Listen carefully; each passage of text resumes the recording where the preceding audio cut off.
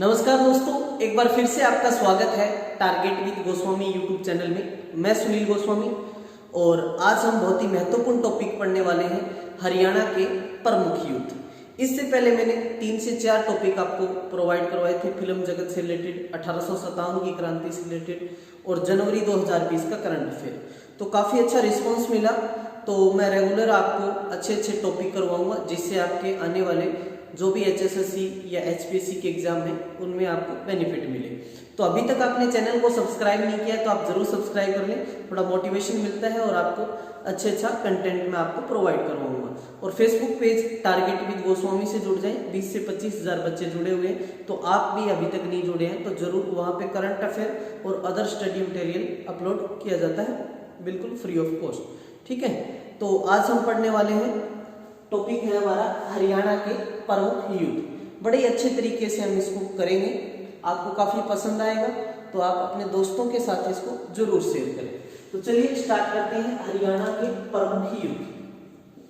First इसमें हम पढ़ेंगे महाभारत का युद्ध। पहला युद्ध है महाभारत का युद्ध। महाभारत का युद्ध है वो कहां लड़ा गया था? कुरुक्षेत्र के राजा कुरु ने कुरुक्षेत्र की स्थापना करी थी। कुरुक्षेत्र में ये युद्ध लड़ा गया था 950 से 900 ईसा पूर्व। 900 एक ये जो डेट है 950 से 900 ईसा पूर्व यही मानी गई है कि इसके बीच में जो है महाभारत का युद्ध लड़ा गया कुरुक्षेत्र के मैदान में। किस किस के बीच हुआ? कौरवों व पांडवों के बीच। कौरवों और पांडवों के बीच। कौरव राजा कुरु का नाम सुना होगा आपने, और पांडव जो पांडु था जिसके 2 पत्नियां थी, ठीक है, जिनसे 5 पुत्रों को जन्म दिया गया। तो कौरवों की राजधानी पूछ ले आपसे तो आप बता देंगे हस्तिनापुर। और यदि पांडवों की राजधानी पूछ ले आपसे तो आप क्या बताएंगे? इंद्रप्रस्थ। ठीक है, महाभारत का युद्ध है वो शुक्ल एकादशी को स्टार्ट हुआ था 11 के दिन। और कितने दिन चला था ये युद्ध? 18 दिन। भगवान श्री कृष्ण ने ज्योतिषर सरोवर है जहां वट वृक्ष के नीचे अर्जुन को गीता का उपदेश दिया था, और गीता के उपदेश के अंदर टोटल 18 अध्याय उन्होंने उनको सुनाए थे, और ये युद्ध 18 दिन तक चला था। इसके अलावा जब युद्ध की समाप्ति हुई तो कहते हैं कि इसमें 18 ही योद्धा बचे थे, बाकी सारे के सारे मारे गए थे। और इस युद्ध के अंदर टोटल 18 ही सेनाएं थी। अक्षौणी जो सेनाएं थी वो टोटल 18 सेना थी, जिसमें 11 सेना कौरवों के पास थी और 7 सेना पांडवों के पास थी। ठीक है, तो 18 का बड़ा महत्व है इसमें। 18 ही गीता में अध्याय है, 18 ही दिन तक युद्ध चला, 18 ही सेनाएं थी और 18 ही अंतिम जो योद्धा बचे थे वो भी कितने थे? 18 थे। क्लियर? यहां तक समझ आ गया। महाभारत की हम बात करें तो महाभारत की रचना करने वाले थे महर्षि वेदव्यास। महर्षि वेदव्यास ने महाभारत की रचना की, और इसका जो लेखन कार्य है वो भगवान श्री गणेश ने किया था। लेखन कार्य किसने किया? भगवान श्री गणेश ने। इसके साथ साथ महाभारत काल में हरियाणा को किस नाम से जाना गया है, ये क्वेश्चन भी बहुत बार पूछा जाता है। तो आप कहेंगे कि बहुधान्यक कहा गया है। महाभारत काल में, ये पेपर में क्वेश्चन आया है कि महाभारत काल में हरियाणा को किस नाम से संबोधित किया गया, तो आप कहेंगे बहुधान्यक नाम से। एक और अच्छा क्वेश्चन इसमें बनता है कि महाभारत का दूसरा नाम क्या है? तो दूसरा नाम है दोस्तों जय संहिता।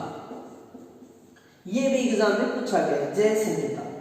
ठीक है, इस युद्ध के अंदर पांडवों की विजय हुई। कौन जीते? पांडव जीते। कहते हैं कि अधर्म पर धर्म की जीत हुई, इसलिए कुरुक्षेत्र को धर्म नगरी कहते हैं। और कुरुक्षेत्र के अंदर 360 धार्मिक तीर्थ स्थल है, ज्यादा है इससे 360 से भी। तो पांडवों की विजय हुई, कौरव इसमें हार गए थे। कौरव हम बात करें, कौरव के अंदर जैसे धृतराष्ट्र के 100 पुत्र थे और सबसे जो बड़ा पुत्र था दुर्योधन, ठीक है, तो सारे मारे गए थे। इसके अंदर टोटल 18 योद्धा बचे थे लास्ट में, ठीक है। तो समझ आ गया आपको? अच्छे से नोट कर लें इसको। शुक्ल एकादशी को ये युद्ध स्टार्ट हुआ था, ये भी आपको याद रखना है, ठीक है। महाभारत और गीता से रिलेटेड 30 से 40% क्वेश्चन है, वो मैं आपको एक वीडियो के अंदर करवाऊंगा, जिसमें से पूछा जाता है, ठीक है। तो फर्स्ट युद्ध आपको समझ आ गया होगा। नेक्स्ट जो हम बात करते हैं दूसरे युद्ध की, तो इसमें हम करते हैं थानेसर पर आक्रमण। ये युद्ध ही लगाओ, ये आक्रमण किया। थानेसर पर आक्रमण कब हुआ? ये बहुत बार एग्जाम में पूछा जाता है। थानेसर कुरुक्षेत्र में है 1014 ईस्वी में। किसने आक्रमण किया? महमूद गजनवी ने। प्रश्न आता है मोहम्मद गजनवी ने थानेसर पर कब आक्रमण किया, तो आप बता देंगे 1014 ईस्वी में इसने आक्रमण किया। क्लियर है?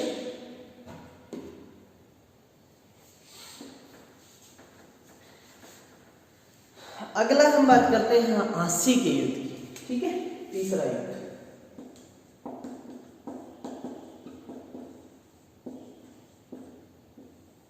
आसी का युद्ध 1037 ईस्वी में लड़ा गया।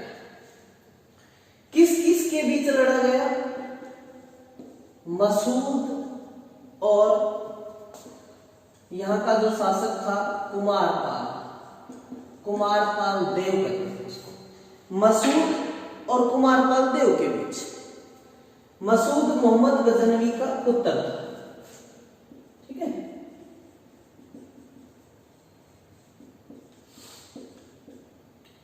मसूद ने कुमारपाल देव को हरा दिया, तो इसमें जीता कौन?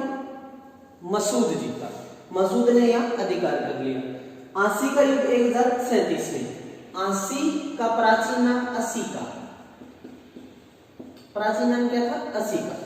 वर्तमान में हांसी एक पुलिस जिला है और हरियाणा में 2 पुलिस जिले हैं, एक तो हांसी है हिसार का और एक मानेसर है गुरुग्राम का। और हम मैं बात करूं तो यहां पर अस्सीगढ़ का किला है, जो 12वीं शताब्दी में पृथ्वीराज चौहान ने बनवाया था।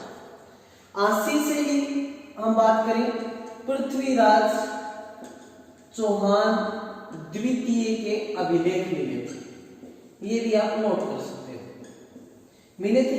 एक क्वेश्चन और पूछा गया था कि तलवार बनाने का जो कारखाना था, तो जो अस्सीगढ़ के किले के अंदर ही तलवार निर्माण होती थी, तो अनंतपाल का पुत्र था द्रुपद, उसने वो कारखाना खिलाया था, द्रुपद ने, ठीक है।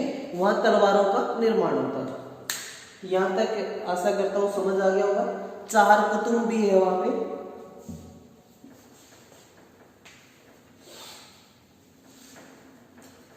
अब नेक्स्ट युद्ध की हम बात करते हैं, तराइन का युद्ध या तरावड़ी का युद्ध।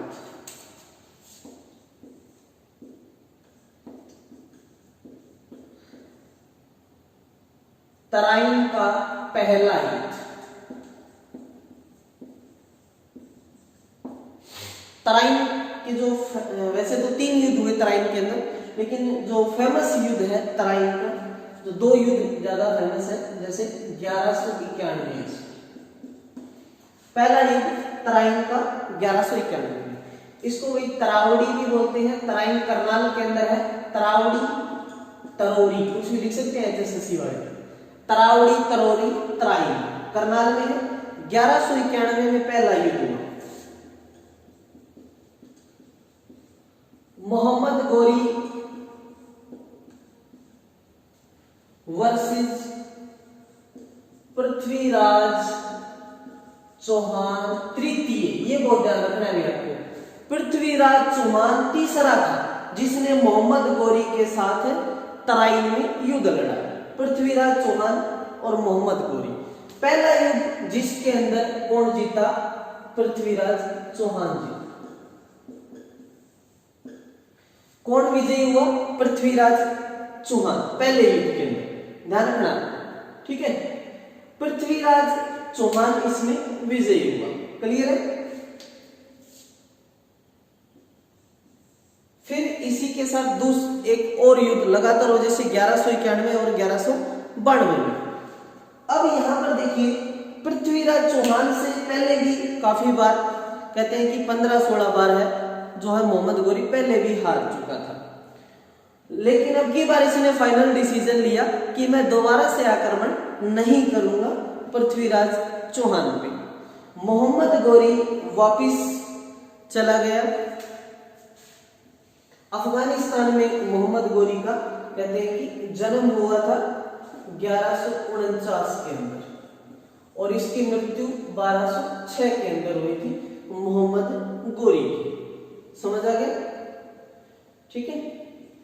अब ये चला गया वापिस, लेकिन इसी बीच एक छोटी सी घटना होती है, आपको ध्यान रखना है इस बात का। क्या होती है कि एक कन्नौज, आपने सुना होगा, कन्नौज का राजा था जयचंद।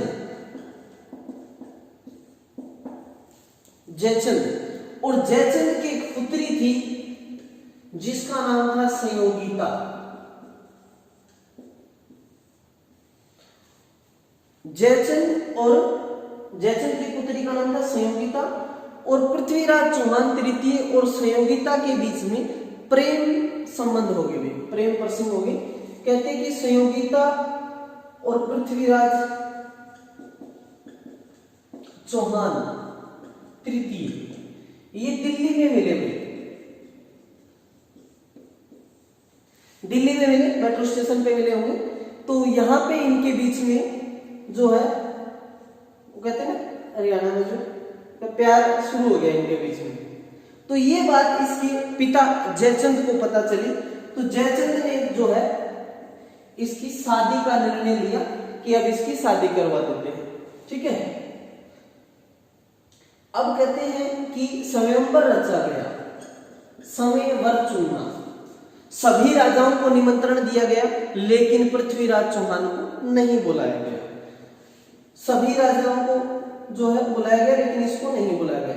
लेकिन बुलाया नहीं वो तो ठीक बात है, लेकिन इसकी इंसल्ट करने के लिए कहते हैं कि जो है जयचंद ने यहाँ एक मूर्ति बनवा दी जहां राजा एंट्री करते हैं, एंट्री गेट के ऊपर वहां जूते वगैरह निकालते हैं, तो इससे इसकी ज्यादा बेइज्जती हो इसके लिए यहाँ मूर्ति का निर्माण किया गया। तो संयोगिता जैसे ही आई तो उसने देखा कि पृथ्वीराज चौहान तो है ही नहीं, वो तो उसी से प्यार करती थी, तो दूसरे को तो किसी को स्वीकार ही नहीं करना था। तो उसने देखा कि मेरे पास कोई ऑप्शन नहीं है, तो उसने देखा कि मेरे पास एक ऑप्शन है, जो लास्ट ऑप्शन है वो है मूर्ति। तो उसने कहते हैं कि मूर्ति को ही माला पहना दी थी। सुन साहिबा सुन प्यार की धुन, मैंने तुझको चुन लिया और तू भी मुझे चुन, ठीक है।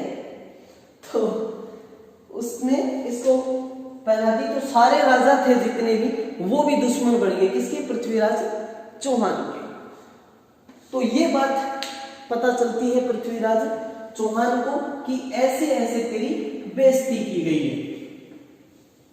तो वो आता है संयोगिता को लेने के लिए, ठीक है। कन्नौज आता है वो, कन्नौज में जयचंद पहले तो जयचंद से रिक्वेस्ट करता है कि आप मेरे साथ इसका विवाह कर दीजिए, ठीक है। तो नहीं मानता जयचंद, उसको कहता है कि मैं आपको इतना हिस्सा दे दूंगा, ये चीजें दे दूंगा, तो तू है ना मेरी, जैसे हर कोई आदमी भी कहता है कि आप मेरी नजरों से दूर चले जाएं, ये दे दूंगा वो दे दूंगा, तो वो लालच दे रहा था। लेकिन जो है पृथ्वीराज चौहान इसको नहीं माना, क्योंकि पक्का प्रेमी था। क्या मैं हसूलों से बगावत नहीं करने वाला और तहकीक के मोहब्बत नहीं करने वाला, मुझको ये नजराना ना पेश करो साहिब, मैं संयोगिता को छोड़ के किसी और पे नहीं मरने वाला। तो जयचंद से नहीं माना और कहते हैं कि संयोगिता को भगा के जो है पृथ्वीराज चौहान ले आए। अब यहीं से दूसरे जो युद्ध है वो स्टार्ट हुआ, सेकेंड वार। दूसरा युद्ध, तो मोहम्मद गोरी से कांटेक्ट करता है जैसन कि दोबारा से आक्रमण कर, तो इसको थोड़ा लालच देके दोबारा से आक्रमण करवाता है। तराइन का दूसरा 1192 से वही मोहम्मद गोरी पृथ्वीराज चौहान तृतीय, ये जरूर याद रखना, तीसरा। तो इसके अंदर कौन जीता? कहते हैं कि मोहम्मद गोरी और जो पृथ्वीराज चौहान तृतीय के बीच जब दूसरा युद्ध होने से पहले जो इसका पृथ्वीराज चौहान का राज दरबारी कवि था चंद्रबरदाई, क्या नाम था? बहुत इंपॉर्टेंट क्वेश्चन बनता है, राज दरबारी कवि चंद्रबरदाई, क्या नाम था? चंद्रबरदाई। इसने कहा था कि राजा जो है मोहम्मद गोरी दोबारा से आक्रमण करने वाला है, लेकिन कहीं ना कहीं पृथ्वीराज चौहान को थोड़ा सा घमंड था कि मैं दोबारा भी हरा दूंगा, ऐसी कोई बात नहीं, काफी बार पहले हरा चुका हूं। तो उस जब दोनों सेनाएं आमने सामने आई तो यहाँ पर मोहम्मद गोरी ने एक चाल चली कि मैं युद्ध नहीं करना चाहता, मैं सिर्फ संधि करना चाहता हूँ। और कहते हैं कि उसने रात में आक्रमण किया और पृथ्वीराज चौहान को उठा लिया था और सिरसा के पास ले जाकर इसको मार दिया था। लेकिन जो कवि है चंद्रबरदाई, वो अपने एक किताब है, उसकी बुक हम बात करें, पृथ्वीराज रासो, इसी में वर्णन मिलता है। पृथ्वीराज रासो में वर्णन करता है कि मोहम्मद गोरी को पृथ्वीराज चौहान ने मारा, लेकिन ऐसा कोई सत्य नहीं है, ये सिर्फ इतना ही है।